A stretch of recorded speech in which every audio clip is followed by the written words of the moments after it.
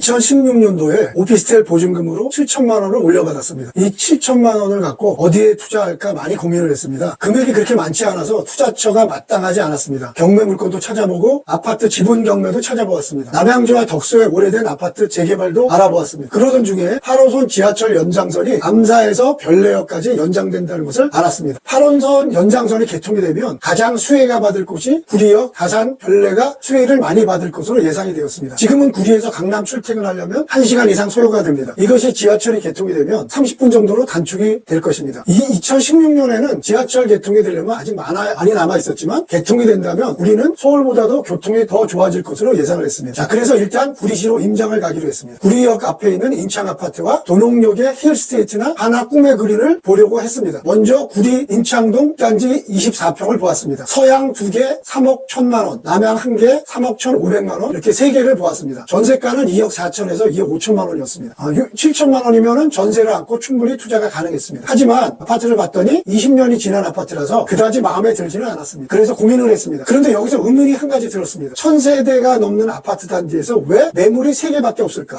매물 물량이 너무 적은 것이 이상했습니다. 서양 3억 1천만 원짜리를 사겠다고 전화를 했더니 주인이 안 판다고 연락이 왔습니다.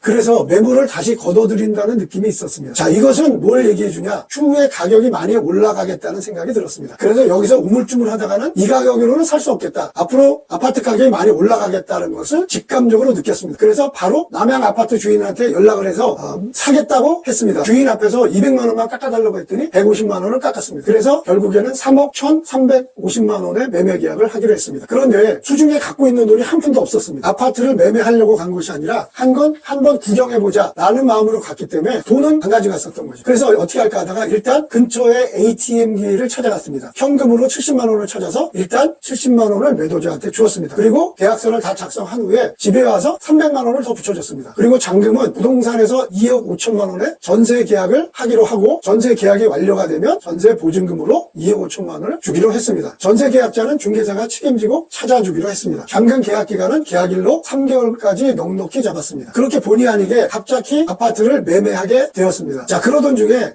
계획대로 2억 5천만 원의 전세 세입자를 찾아서 무사히 잔금을 치렀습니다. 매매가가 3억 1,350만 원, 전세가는 2억 5천. 전세가 비율이 80%로 그야말로 20% 가지고 갭 투자를 하게 된 것이었죠. 지금은 물론 매매가와 전세가도 많이 올라갔습니다. 이제 6개월만 있으면 8호선 연장선이 구리역까지 개통이 되면 잠실까지는 7정거장, 15분 정도면 잠실역까지 올 수가 있습니다. 이렇게 되면 교통이 획기적으로 좋아지게 될 것입니다. 잠실까지 1시간 걸리던 게 15분이면 가능합니다. 자, 이렇게 본의 아니게 70만 원의 아파트 계약을 하게 됐습니다. 지금도 그날 생각을 하면 갑자기 웃음만 날 뿐입니다. 감사합니다.